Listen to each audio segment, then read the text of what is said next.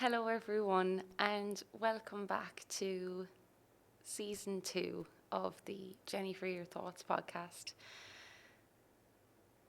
Season 1 was amazing. I had the most incredible guests on.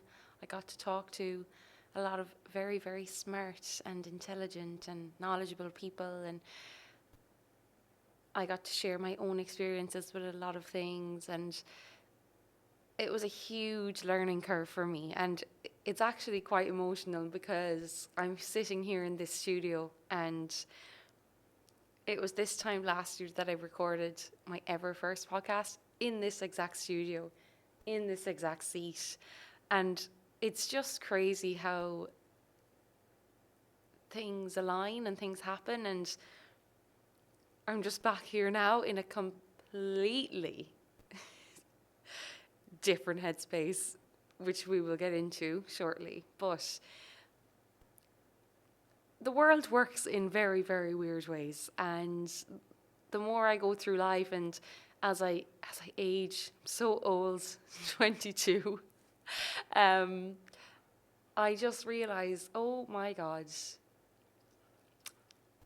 I suppose the more I go through life, the more I realize I actually think my path is already created for me, and I'm like, wow. Because even I was speaking to my therapist about being in Bali now, and because I've been going through a bit of a hard time, actually a bit,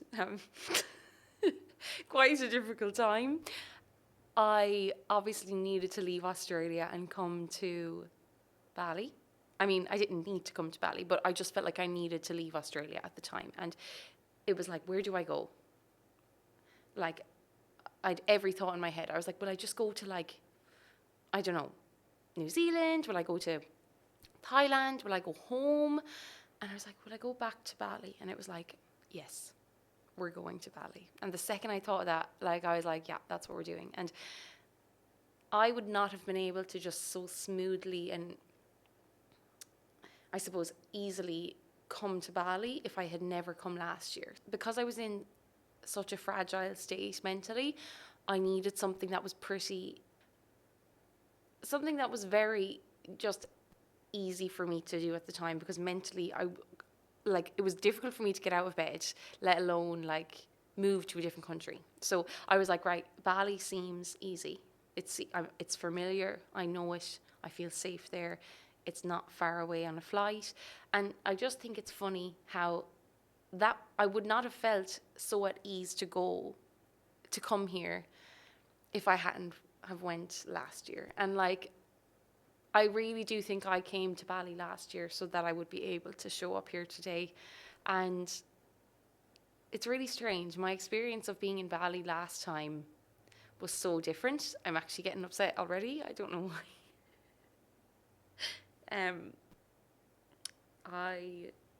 I was just not in a good place, like, this time last year in Bali. And like, it's very strange because I actually didn't know I wasn't in a good place. Like, and I think, like, I made it out that I was doing fine, but the thing is, I actually thought I was doing fine as well. And like, I think,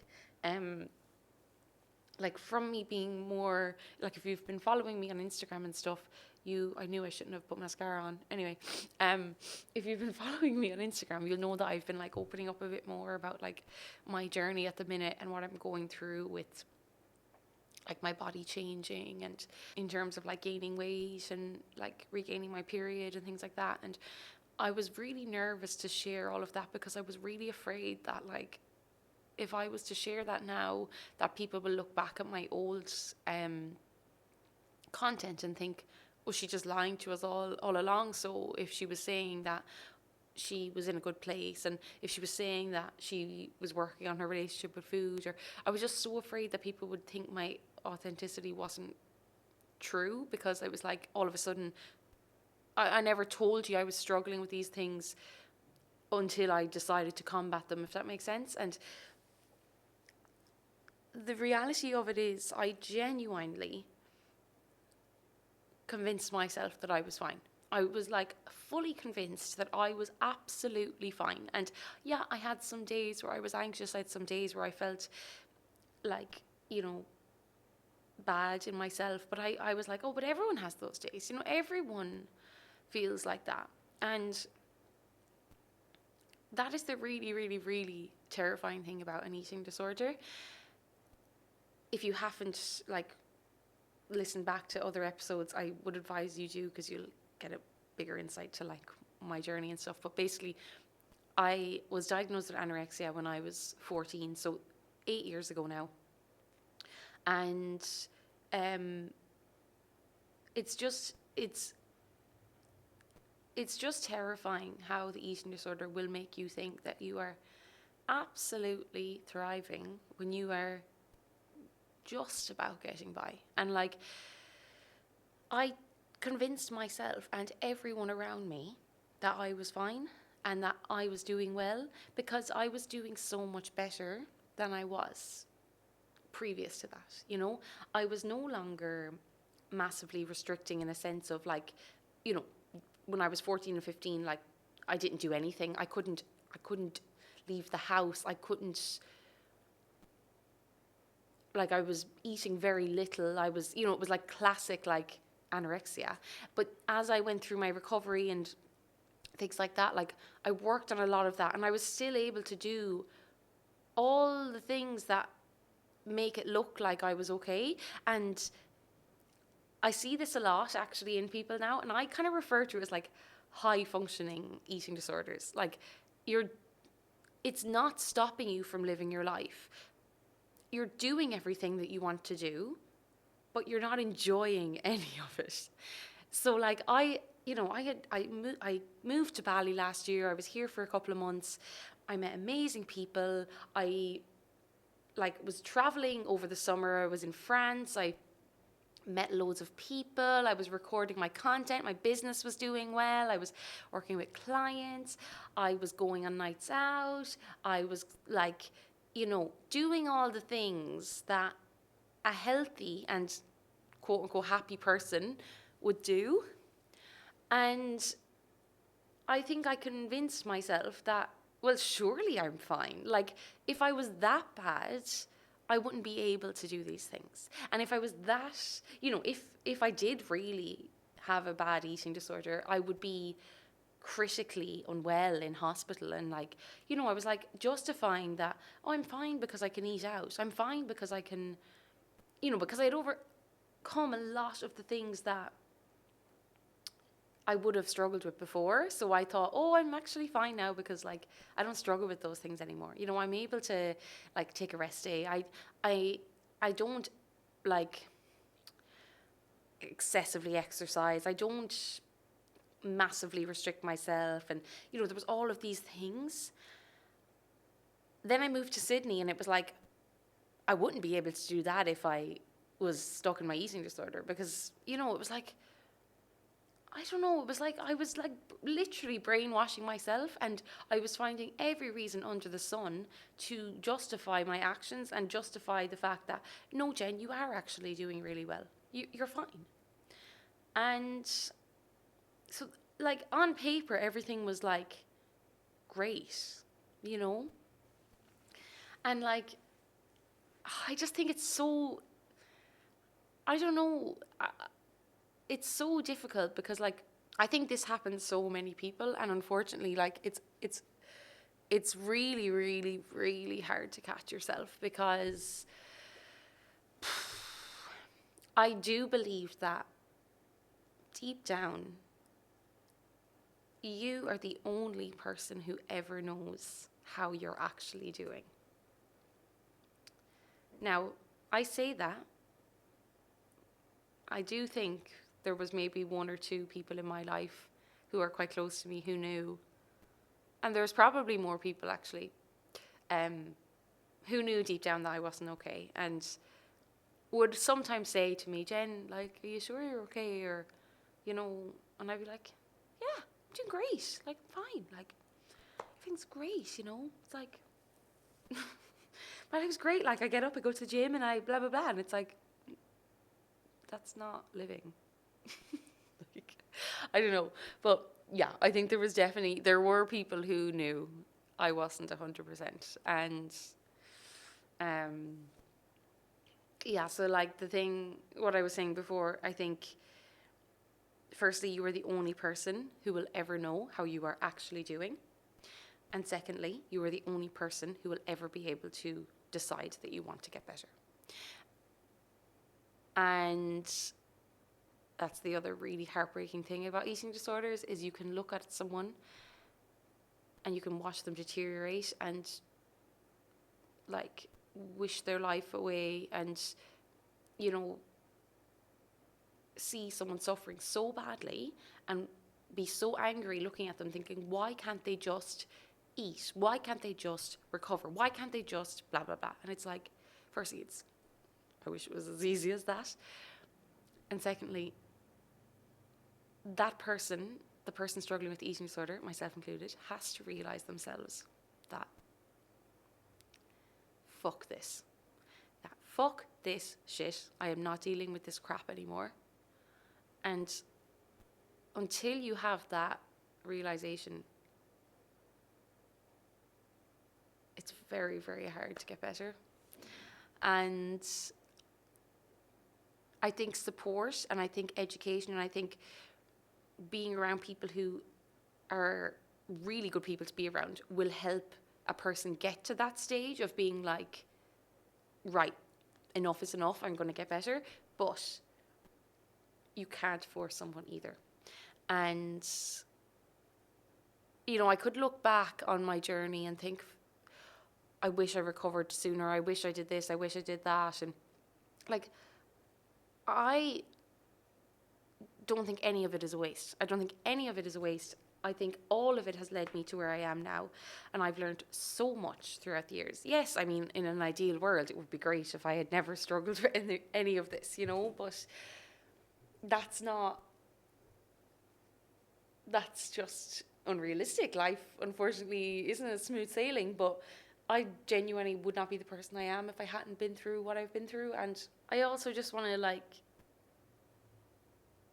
clarify that throughout my whole journey and throughout everything I've shared over the last couple of years since setting up my Instagram, and like, you know, every time I shared something, that was genuinely what I believed at the time and what I thought was the right thing to do. And I think apply that to yourself, and like, we all make mistakes and I wouldn't necessarily say I made a mistake, but you know, sometimes I would share something on Instagram and I thought in that moment, this is what I need to share, this is what's going to help people. And I suppose as you grow and you learn, like, you look back and you think, oh, maybe that wasn't the best thing to do, or maybe, but I suppose that's a sign that you've grown. Like, if you look back at your posts from 5 years ago and you're still agreeing with everything you said, chances are you probably haven't grown. So yeah, that authenticity piece is something that has really been on my mind, and I was really afraid to come out and like talk about my struggles at the minute because I was really scared that people would think,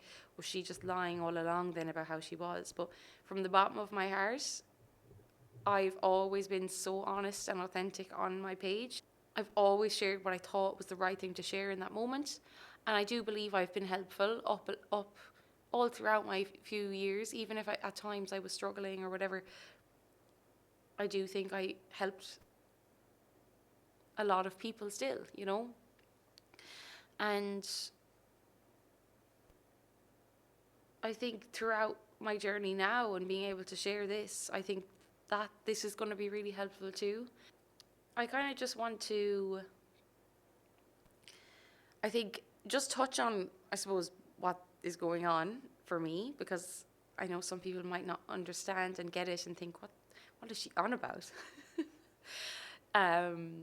So I'm kind of just going to give like, I'm not going to go through the whole eating disorder because I've done that in a previous episode. If you are new here, I would go back and listen to, it's probably like the first episode that will give you like the biggest overview of stuff. So I'm going to start with when I first got into the whole fitness space, okay?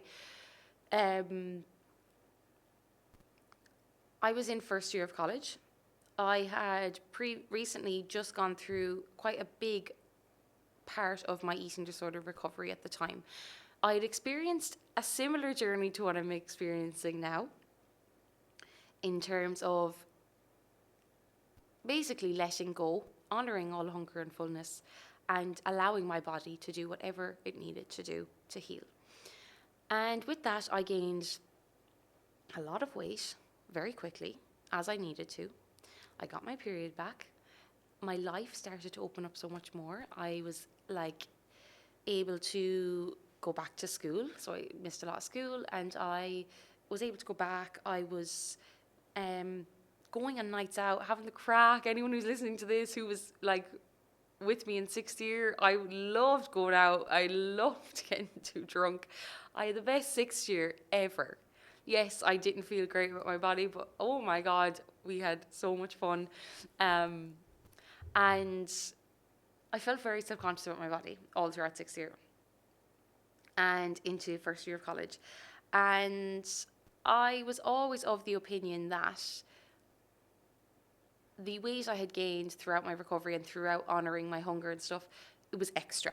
Like, it was extra weight. And I kind of thought in my head, okay, I need to gain this weight, but only to get my period back, and only to sort out my extreme hunger. So at the time I was experiencing extreme hunger, which is like basically where you literally cannot feel full. Like, you could eat 10,000 calories in one sitting and still not feel full. And essentially that is because your body is so far away from maybe its set point. So we all have like, our bodies all have genetically have this kind of happy place that they sit at, where you can kind of easily maintain, where like hormonally you're in a really good place. Just, you function and thrive very, very well. So like, for example, someone's set point could be like between 70 to 80 kilos, let's say, okay? And if they go below that, they're not going to function that well. Energy will be very low. They may lose their period. They'll feel quite anxious a lot of the time. Concentration will be shit. Hunger levels like completely out of whack. Like, just things are just not functioning well, okay? And extreme hunger often kicks in if someone is below their set point, or if someone has had a period of like a lot of restriction, which usually will result in someone going below their set point, okay? So basically, I gained that weight very fast through honouring my hunger fully. I'm going to touch on extreme hunger like a little bit. I don't think I will in this episode, like, because to be honest, I could talk about extreme hunger for like days, because I think it's so important and it's not spoken about enough. So maybe I won't go into that fully, but in short, extreme hunger is a very normal response to restriction. And it is essentially a period of time where your body needs a lot of food. And you also have to accept that you could be physically full, but still want to eat more. And people often mix up this whole concept with binging, and they say, oh, I'm just binging, I can't stop eating, and blah, blah, blah. And it's like, you're not binging if it's a response to restriction. And with something like extreme hunger, essentially, it's so exhausting, because physically you're full, but like, your body is like, no, I need more food. Your brain is like, feed me, feed me, feed me. I need food, I need food, I need food. But like, our stomach can only hold so much food, you know? So it's like, it's absolutely excruciatingly difficult. So anyway, I don't want to go into that, because I will do an episode on that. But I experienced that in sixth year, okay? And that lasted for a couple of months. And then I got to a stage where my weight plateaued and I maintained, and that was great and blah, blah, blah. But I didn't do a lot of neural rewiring, okay? And basically what that means is rewiring your brain to believe or unbelieve beliefs that you have. That's really bad English, but to unlearn the beliefs that you have, okay? And I didn't really do that throughout. I did some of it throughout that period, but I didn't do it enough. So, yes, I was eating a lot of food. Yes, I was gaining weight, but I was still avoiding certain foods, and I was still afraid to eat certain foods, and I was still holding back in ways, okay? So, for example, I'd always have the low fat option. I'd always maybe have the quote unquote healthier option of something, or, I'll have the protein bar instead of the chocolate bar, and blah, blah, blah. And, so yes, I was eating a lot. Yes, I was gaining weight, but I don't think, no, I know for a fact that I didn't fully rewire my thoughts, okay? And the biggest thing with recovery from something like an eating disorder is that in order to fully recover, you need to rewire your fear of weight gain. And in order to rewire your fear of weight gain, you have to act as if you are not afraid of weight gain, which is absolutely terrifying when your biggest fear is weight gain. So basically, moving on from that, in first year of college, I kind of thought, okay, I feel like crap. I hate my body, blah, blah, blah. I was feeling very negative about it. I was only 18 at the time, little awareness about anything but me. I think when you're that age, like, you kind of just think about yourself, because that's like our brains. I know I speak as if I'm like 40 years of age. That was literally only 4 years ago. But like, I've grown a lot as a person since then. And I thought it would be an okay idea to, get into the gym and start to look at my food a bit more. And the really sad thing about this is that everyone else thought it was okay because I was healthy. My weight was fine. I was actually, more than, like, my weight was like much higher than it had been. If anything, I, was like bigger than some of my friends. And so it was absolutely fine that I was going to the gym. It was absolutely fine that I was having to think about, tracking my calories and potentially, entering a fat loss phase. And, that was all fine because it was like, well, she's healthy now. She eats lots and she's in a bigger body. And like, just thinking back to that, it actually makes me so upset because it was such an important and pivotal moment of my recovery. And oh my God, why am I getting upset again? And I don't know. I suppose, like, I look back and I'm upset about it, but I feel like it needed to happen for me to get to where I am today. And I just wish someone had told me, like, Jen, you're absolutely fine as you are, and you don't need to change. And I had gone through such a difficult couple of years with being in hospital recovery and, all of that. And I remember a part of me felt really, I was kind of distraught internally because I was like, my eating disorder in my head was like, yeah, I was right all along. You do need to lose the weight again. And yeah, that was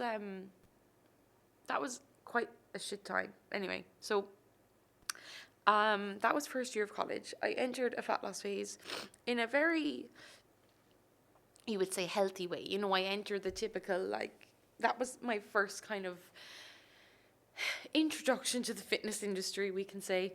And, I was in a normal calorie deficit, not anything unhealthy that I would have done in the past, which was like, we're not going to go there, but, it was like, a sustainable calorie deficit for my weight and my height and blah, blah, blah, and grand. But it all just came, like, the issue was not the calorie deficit, but it just came from the most unhealthy place. Like, it did. Like, I felt like the most unworthy piece of shit, essentially. And looking back now, I was the cutest little thing ever. I say little, I'm like not that much older, but like, I just didn't even need to change. Like, I was absolutely fine as I was, And anyway, entered that fat loss phase, and essentially that was the beginning of the whole fitness world. Like my collision with the fitness world. And at the time, like I'm saying all of this, like hindsight is a great thing. I'm looking back and thinking, oh, I wish I did this, wish I did that. I actually thought at the time, this is fine and this is going to help me and I'm going to lose a bit of body fat and feel more confident and all of that. And so I did lose some body fat and I did start thinking more about food again. And it didn't feel super unhealthy. Like I wasn't massively restricting, but I still,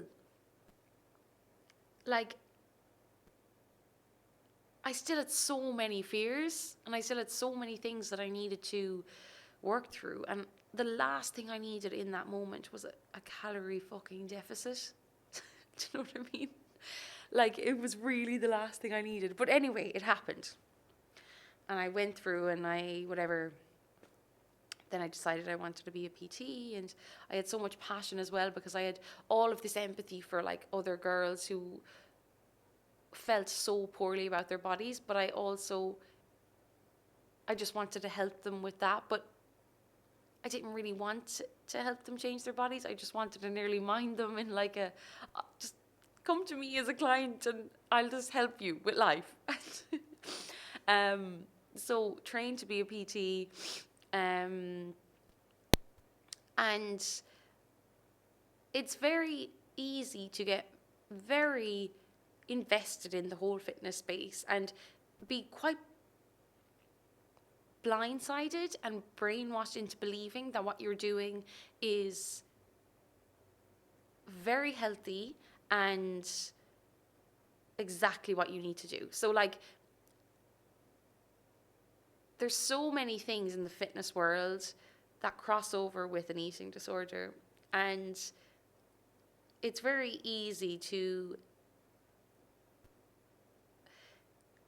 mask eating disorder behaviors as just being into fitness. So it's like, no, I get my 4 training sessions in a week because I love fitness, because I'm motivated, because I'm disciplined, because I'm a coach, because I coach people to help them do this. So I have to walk the walk. I have to blah, blah, blah. And it's like, I don't know if that's actually the case. So, by the way, this is really, I feel very like vulnerable opening up about all of this because I feel like I'm being exposed, but I just want to emphasize as well, like everything I have shared on my page and when I became a coach and as I was posting, like I genuinely thought that was what I needed to share at the time. And I thought that was the right thing to do. So it's not like I've been lying all along and it's like, okay, finally I can be open with these people. Like I've been very open throughout all of my journey, I think. And I just didn't have the awareness that I have now looking back. And I think people will understand that because I mean at 19, 20 years of age, you're not going to have the awareness really. And even now, I don't have the awareness of everything. But so basically, I think got sucked into that fitness space unknowingly, really. And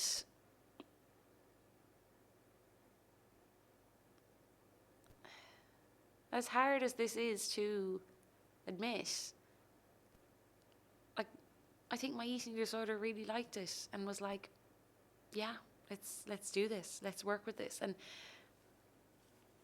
it's something that's so common in people with eating disorders is like they quote unquote recover and then they get into the gym or they go into competing in bodybuilding and like something ridiculously high of like, women who compete in bodybuilding, like a very high percentage of them are quote unquote recovered anorexics.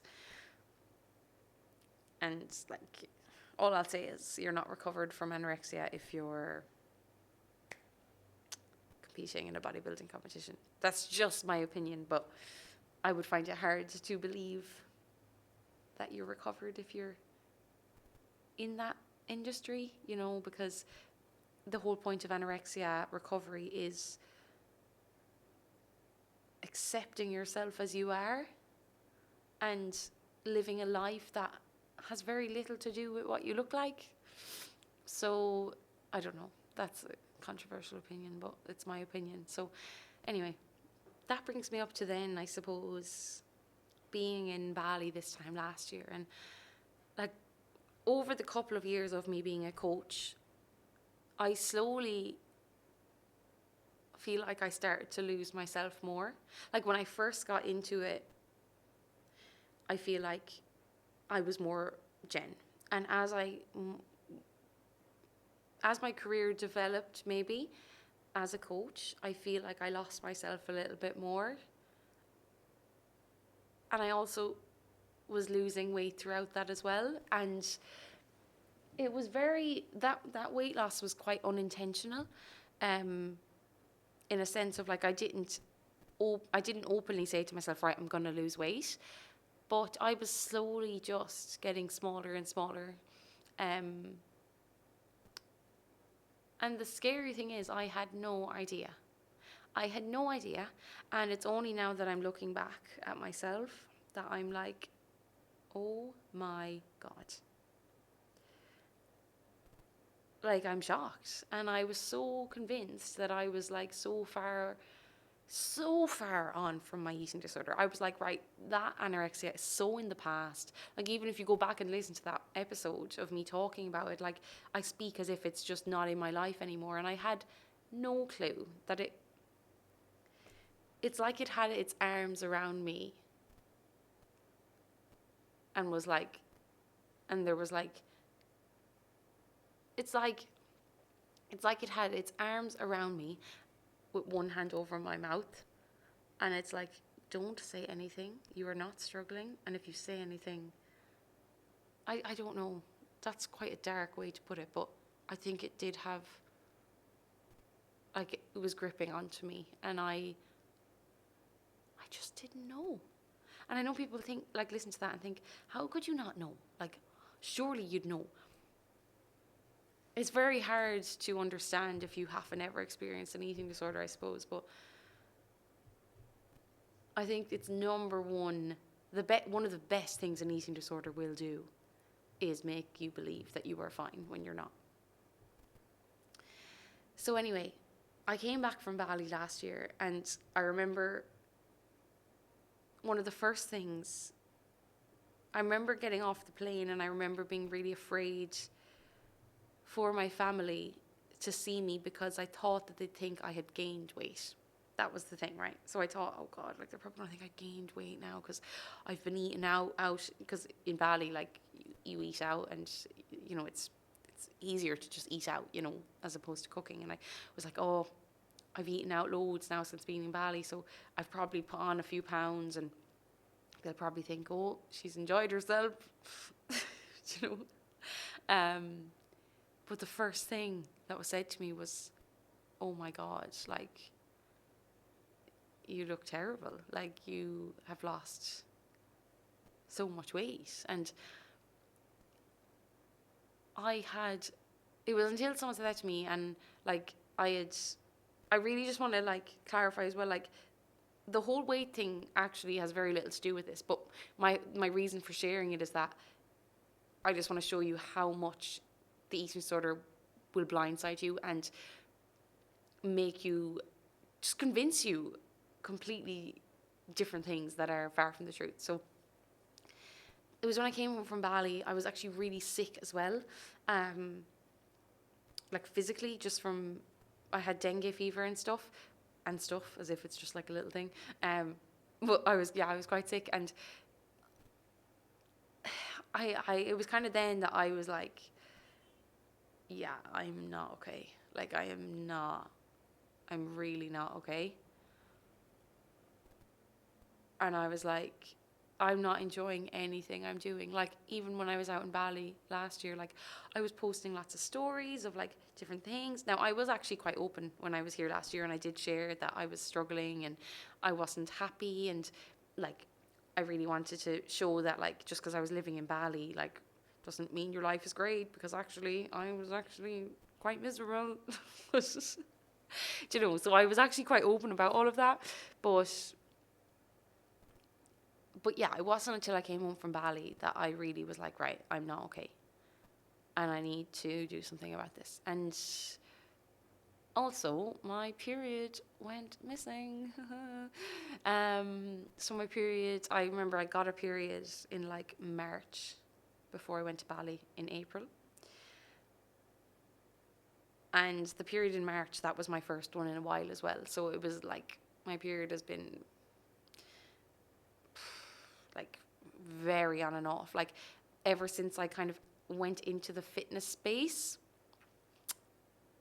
period was kind of non-existent. I was on the pill for a period, no pun intended, a period of time during that. But overall, yeah, my period was very just on and off. And I kind of blamed it on, oh, I've just come off the pill. So, you know, usually it takes time to regulate, which is true. But I don't think that was it. So anyway, it was after I came up from Bali when I was like, right, I haven't had a period now in months. And I'm not okay. I feel like shit. I'm anxious. I'm like, I can't see myself the way other people are telling me. Like, my clothes were falling off me, but I was like, I still felt like, quote unquote, fat. And I was like, I am really not okay. So then I decided I was going to move to Australia. Do you know, because why not just throw in another thing? But I did feel like it was what I needed to do, and it kind of motivated me as well to kind of, you know, maybe just get myself in a better position. And then I did reach out to someone who I actually previously had worked with and would be like very educated around the whole disordered eating stuff. And so I started working with him. I started eating a bit more. I slowly like gained like a tiny bit of weight maybe, and I was doing it all in a very controlled way. You know, it was all very slow. Like I was slowly, you know, instead of having 2 eggs, I might have 3 eggs. Instead of having a slim bagel, I'd have a full bagel. And all of those things are great. It's progress. You know, I don't want to undermine anyone if like, because that was huge for me at the time. But, and I thought it was like a big deal. But I suppose fast forward to, I suppose that went on then for like a good couple of months, and like no sign of the period, no sign of the period, no sign of the period. Was in Sydney, like arrived in Sydney then, was trying to continue on this path, and no sign of my period. And had gained some weight, like I'd gained like a couple of kilos, nothing drastic or anything, but it was kind of during Christmas time, and I was like, I'm just not enjoying anything. Like, I'm actually fucking miserable. Like, everything I did, I was like, this is just, there was just no enjoyment from anything. Like, there was like,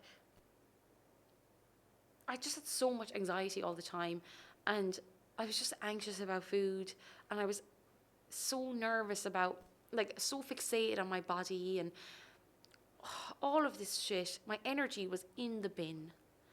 And then I remember like on Christmas Day and stuff on the beach, and I was just like, I'm so self-conscious. I'm so hungry. I feel like shit. I just want to go home and I want to cry. And I was like, what is wrong with me? And like just that feeling has been going on for had been going on for like a long time, years. I remember one evening I just sat down to myself and I said, Jen, you're fucking hungry. Like, you're hungry and your body needs food. And you can't enjoy your life if you're not fucking fueling yourself properly. Sorry, I'm clapping because I want to emphasize. I wouldn't even call that clapping. I don't know what you call that. But that was just the Christmas gone, like Christmas 2023. And it was from there on out that I just said to myself, fuck this. I remember just being like, fuck this. Right. I was like, we're doing this again. We're doing this again. Because I had done this, obviously, like years ago prior to this. I mean, very different circumstances this time round. Like, I was living at home and being very, like, cared for. The last time I did this, I was 17, whereas now I'm living across the globe on my own. I have a business that has been built on fitness, and now I'm, like, questioning it all and wondering, what the fuck am I doing, you know? So that was the moment that I said, right, enough is enough, and I'm going to get my period back and sort out my life, basically, and my appetite, and like my hunger and everything was just through the roof, and I was just not honoring it in the way that I should. Like, I was doing all the typical fitnessy stuff, like high protein and just eat more veggies and, like, you know, push out your meals and blah blah. And it's like, it was all just so disordered. And I know some people do that and it might not be disordered, but for me it was. And I didn't know it was either at the time, because I thought, oh, it's just fitness. Like, I just like fitness. You know, it's like, oh God, I just couldn't differentiate between, is this my eating disorder or is it just that I like fitness? I don't know. So anyway, that was Christmas, and I said enough is enough. And I think it was like the 2nd or the 3rd of January was when I officially said, right, we're doing this. And I basically just decided that I was going to eat whatever I wanted, whenever I wanted, and allow my body to do whatever it needed to do. And that is the journey, basically, that I have went on. And it has been excruciating. Like, when I say I feel like I have been reborn 100 times, like, that sounds really weird. I don't even know what that means. But, like, oh my God. I've never, ever cried so much in my life. And I genuinely didn't think I would get this far through it. Like,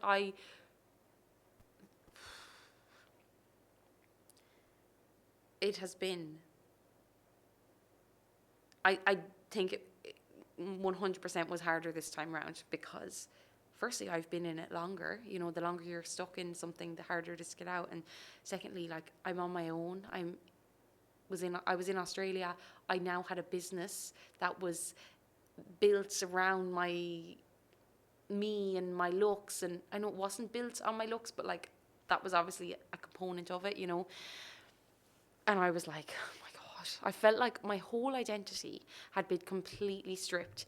And now I was like, it was just like, who am I? Like, who am I? And so I have embarked on that journey now, and I'm in Bali now.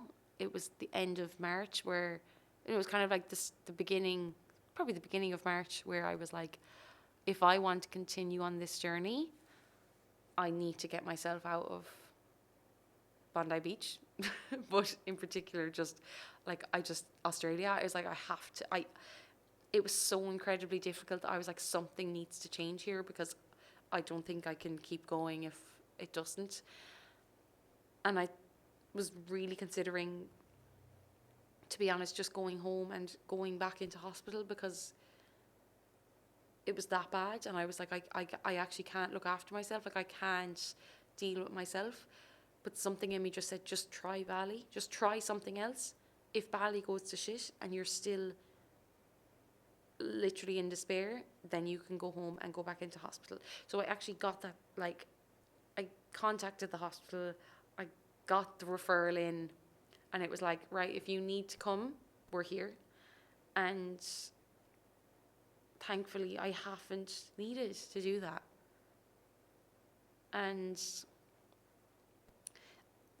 to be honest, I haven't really gotten to explain much of this journey in this podcast. I kind of wanted to just explain up until now what's going on. I think the next episode is going to be like a bit more detail into like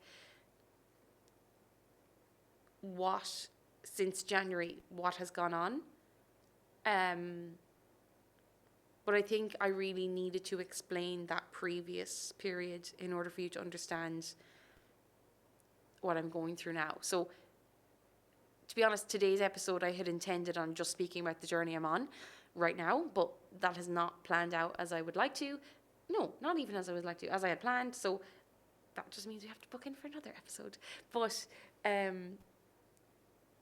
yeah, the last couple of months have been, honestly, I don't think I'll ever have to do anything as difficult as this ever again. And I was really reluctant at times to share this because I was just so afraid, and I kind of thought, you know what, I'm actually just going to delete everything. I'm going to delete my social media, and I'm just not going to be a coach anymore, and I'm just not going to, you know, I'm just going to hide away. I remember I texted my dad, I remember one evening, and I was like, Daddy, like, can I just live in a hut, and I'll allow you to see me, and I'll allow my close family members to see me, but I don't want anyone else to see me, because I felt so bad about my body, and still to this day I do. Like, literally 2 hours before this, I was having a mental breakdown with my beautiful housemate Sinead and my other beautiful friend Aideen. I was like about to cancel this podcast. I was like, I can't do it. I'm just horrible. Blah, blah, blah. This is such a journey, and like I still am very fresh in it, and I think I just really, really want to share this with people, because I think it happens a lot of people that they get into fitness, they do their thing, they get a bit sucked in, and then they realize actually that's not who they are. And like, I just know I have so much more about me, and like I just don't think I know my passion doesn't lie in fitness. It never has. And my whole ethos throughout my coaching journey has always been, I just want to help people. Like, it was never like, I want to help people with fitness. It was like, I just want to help people. And like, it's funny, my clients will agree with me on this. Like, the training and the nutrition side of things is like, that's the last thing we'll discuss. Like, we'll talk about everything else under the sun, and then it's like, oh, how's your training? Do you know? I think I'm going to just leave it there for now, and I think I will pick up from where I leave off now in our next episode. But I just do want to say that I can't thank you all enough. Anyone who has listened to this full episode, anyone who has texted me on Instagram or been there with me. Like, there's a couple of people that I genuinely, I mean it when I say that they have saved me. I want to just say one of them is Emer Rooney. I want to give like a massive shout out to Emer. Emer has, honestly, in Sydney, was my absolute hero, and there were so many nights where I felt so hopeless, so in despair, and I'd just go to Emer's house and I'd sleep over and I'd just be held and looked after. And so yeah, I have to give Emer I just have to share that. And I also have to give a big shout out to Lally McCarthy, who has also saved me. And these two girls, I don't think they'll ever realise the impact they've had. Now, there have been so many other people who have been so incredibly supportive, and you guys know who you are. And I just can't thank you enough, because I was so afraid to come on and share in case people don't want to hear about what I have to say anymore, because it might not be fitnessy, and I'm no longer super lean, and I no longer maybe look the way I used to look. But I'm kind of realising that people like me for me, and I'm learning to like me for me as well. And yeah, I just can't thank you enough, guys. I really, really, from the bottom of my heart, like, it means the absolute world. So yeah, on that note, I'm gonna go. I love you all so much, and I'm excited to share the rest of my journey in the next episode. So yeah, if you did find this helpful, please do share it. It means a lot to me. And don't forget to give a 5-star review. And yeah, I love you so much, and see you in the next episode.